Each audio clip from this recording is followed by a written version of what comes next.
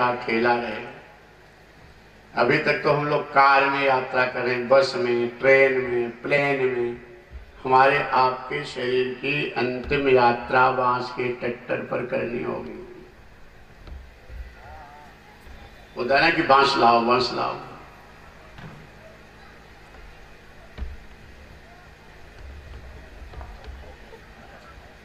और अंतिम पलंग लकड़ी की चिता पर सोना होगा।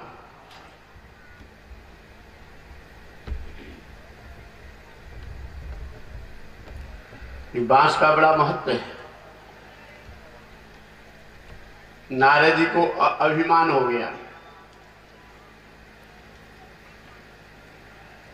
कि मैंने माया को जीत लिया।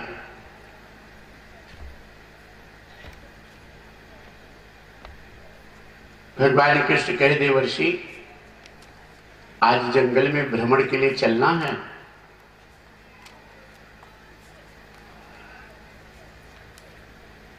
नारद जी गए जब जंगल में, तो भगवान कृष्ण कहते हैं कि देवर्षि हमें प्यास लगी है, पानी लाओ।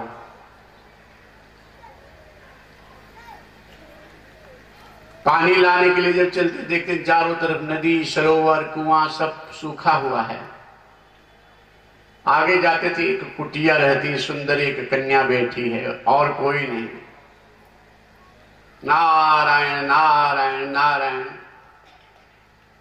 संत आए हैं, कन्या देखी कुटिया खोल करके, प्रणाम की। नारद के, मैं पानी की इच्छा से आया हूं, प्रभु प्यासे हैं। कन्या ने कहा,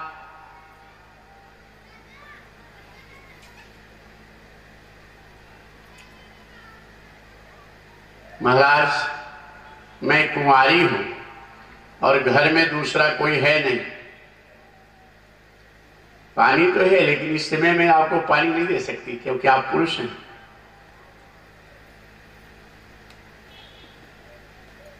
नारद जी बड़े अधीर हो गए, हमारे प्रभु प्यासे हैं, पानी हमें दे दो। कन्या ने कहा, अगर पानी आपको लेना है तो हमारे साथ विवाह करो, फिर मैं पानी दे सकती हूं। नारद जी तैयार हो गए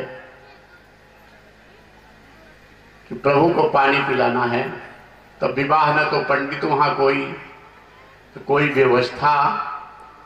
तब नारद जी वही बांस को परिक्रमा लगाए कि बांस यही है, तो तभी से होगा कि जब तक विवाह में बांस नहीं करेगा तब तक शादी नहीं मानी जाएगी। बांस साक्षी होना चाहिए।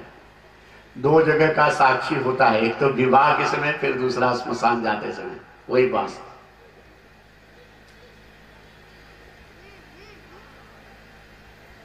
और नारद जी पानी लेकर के चले, तब तक वो कन्या के पिताजी जो थे महात्मा जी आ गए और दूर से देखे कि कोई भगवान आए हैं, लगता हमारे यहाँ। नारद जी का दिव्य स्वरूप, नारायण के अवतार, संत के वेश में भगवान आए हैं। और महात्मा जी दौड़े कि महाराज महाराज महाराज दर्शन दे दो, दर्शन दे दो। दूर से आवाज, काफी दूर से, वहां सुनाई तो पड़ता नहीं था। दौड़े, जब नारद जी देखे कि ये दौड़ा रहा है, तो नारद जी के मन में हुआ कि इसके न रहने पर इसकी कन्या से पानी के लिए मैं शादी किया, अगर जान गया तो बहुत मारेगा, पीटेगा। और नारद जी भागे और महात्मा जी दौड़ रहे हैं कि भगवान चले जा रहे हैं, दर्शन नहीं हो रहा। महाराज दौड़े, नारद जी भागे जा रहे हैं।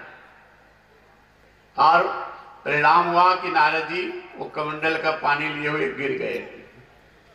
पानी भी गिर गया, तब तक महात्मा जी आए। नारद जी डर रहे थे, लेकिन महात्मा जी चरणों में गिर के प्रणाम किए कि महाराज कृपा करो, हमारी कुटिया को पवित्र करो, हमें दर्शन दो, पूजन का अवसर दो।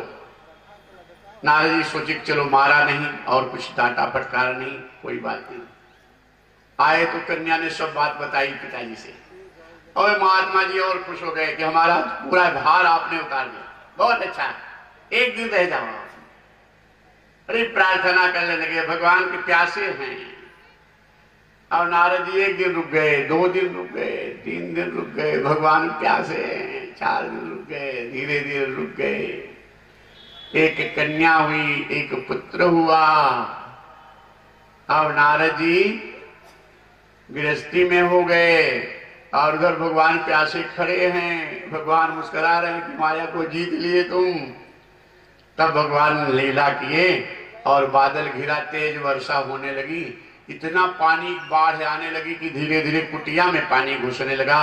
नारद जी सोचे कि अब हम लोग पूरा परिवार डूब जाएगा। अपने दोनों बच्चों पत्नी को लेकर के नारद जी वहां से बाहर निकलने की कोशिश किए, कमर भर पानी हो गया। तब तक पानी का तेज धारा आया और बेटी का हाथ छूट गया। नारद जी सोचे कि बेटी को बचाने चले थे ये तीनों, फिर चलो बेटी गई तो तीनों को बचा लो। फिर तेज धारा आई, बेटे का भी हाथ छूट गया, बेटा भी बह गया। फिर तेज धारा आई, पत्नी का भी हाथ छूट गया। नारद जी अपने लिए जूझने लगे कि मैं बच लूं। और फिर पानी बढ़ा, नारद जी भी जब डूबने लगे तब याद आया, प्रभु नारायण कृपा करो, रक्षा करो। पानी सूख गया। भगवान कृष्ण, भगवान विष्णु मुस्कुराने लगे। नारद बहुत देर से प्यास लगी, कब से गए हो? तब नारद जी चरणों में गिर गए कि प्रभु आपकी माया को कोई नहीं जीत सकता, माया को जीत नहीं सकता, लेकिन तुम लोग जीत सकते हो। कैसे? कि मैया सक्तमना पार्थ योगं जन्मदाश्रय असंशयं समग्रं मां यथा ज्ञासस्य तच्चुरु। हे अर्जुन, अगर किसी से प्रेम करना है, तुम्हें मोह करना है, आसक्ति करना है, कहते मुझसे करो। तो प्रभु से आसक्ति, ये कथा सुनो, कथा का आयोजन करो, संत गुरु की सानिध्य में बैठो। 5 सवा 5 से बहराइच वाले सब आए थे, 10-12 लोग बैठे थे, लेकिन इनका मन उब नहीं रहा था। हम देख रहे कि कितना जल्दी, कितना देर तक रुके रहे। समय हुआ, यहाँ दर्शन करके सब जाने वाले थे, लेकिन जितना समय गुरु के साथ में बीत जाए वो अमृत बेला है। कथा में जितना समय बीत जाए अमृत बेला है। ध्यान पूजन में जितना समय बीत जाए अमृत बेला है। ब्रह्म मुहूर्त में 4 से 5 का समय अमृत बेला है। इसका लाभ खूब उठाना चाहिए, प्रयास करना चाहिए। भगवान कहते अगर किसी से प्रेम ही आसक्ति करना हो तो भगवान कहते मुझसे करो, और किसी से नाता जोड़ना है तो भगवान कहते मुझसे जोड़ो, और किसी की शरण में जाना है तो भगवान कहते मेरी शरण में आओ। क्या लाभ होगा? अर्जुन कहते हैं आपसे प्रेम करने में क्या लाभ होगा, आपसे नाता जोड़ने में क्या लाभ होगा, आपकी शरण में आने से क्या लाभ होगा? भगवान कृष्ण कहते हैं मेरी शरण में आओगे, मुझसे प्रेम करोगे, मुझसे नाता जोड़ोगे, तो मैं जिन संशयों के कारण जन्मों जन्मों से आवागमन के चक्कर में भटक रहे हो, तुम्हारे संशयों को मिटाकर तुम्हारे सहज आनंद स्वरूप आत्मा का बोध करा दूंगा। तुम आत्मा हो, शरीर नहीं हो।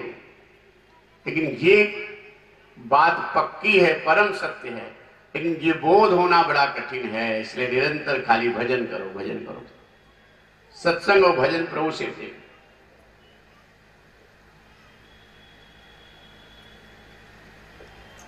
भगवान कहते मुझसे नाता जोड़ लो। आपसे नाता जोड़ने से क्या लाभ होगा? एक ब्रह्मचारी महात्मा 80 साल की आयु में, भगवान कहते मैं सब नाते को निभाऊंगा। कितने लोग कहते मुझे बेटा नहीं तो बेटा कन्हैया को मानो, पति नहीं तो पति को कन्हैया मानो, मित्र नहीं मित्र को कन्हैया मानो, कन्हैया को बना लो। सारा नाथ को भी नाता बनाना है भगवान से बना।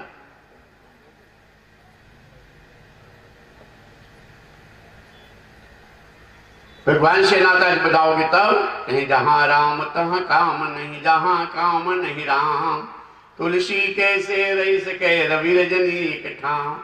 वासना का अंत हो जाएगा, काम विकार का अंत हो जाएगा। जैसे ही भगवान के नजदीक गए, मन भगवान में लगा, वैसे विकार अंत हो जाएगा।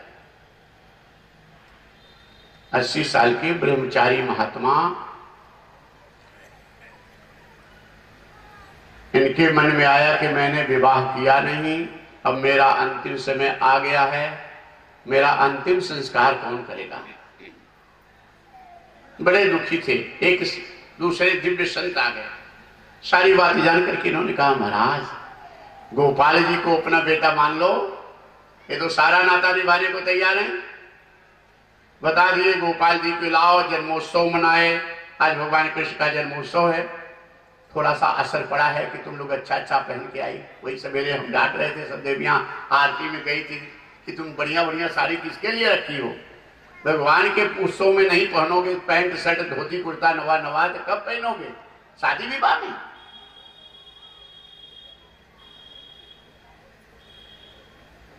यहां भगवान के उत्सव में आ रहे हो ना,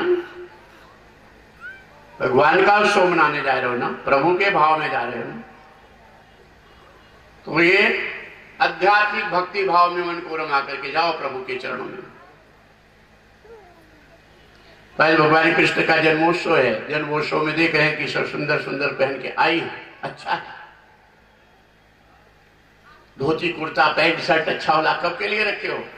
फिर रविंद्रनाथ को कहना होगा महैया की तरह तुम बनोगे तो अच्छा नहीं, तुम इतने बड़े आयोजन के मालिक हो, जजमान हो तो सुंदर, लेकिन बहू ने इनका देखा कि बढ़िया ऐसे होनी चाहिए बहू, परिवार भाई हो तो ऐसा हो, इनको चमका लिए। और अच्छे में सबकी बात है, कोई भी नहीं, जो पैसे वाले जो ज्यादा हैं वो कमजोर कपड़ा पहने रहते, कुछ पता नहीं लगे। हाँ सामने जाना है, समझ नहीं तो ज्यादा टिप टाप में रहेंगे तो पंडित लोग महाराज लोग माल ज्यादा मांगेंगे। यहाँ तुम्हारे कल्याण के लिए सब आए, खूब अच्छे रहो। हर पिता को अपने पुत्रों को अच्छा देख करके अच्छा लगता है, भगवान को भक्तों को अच्छा देख करके अच्छा लगता है, इसलिए तुम लोग खूब सुंदर स्वस्थ रहो, तुम्हें देख के अच्छा लगता है।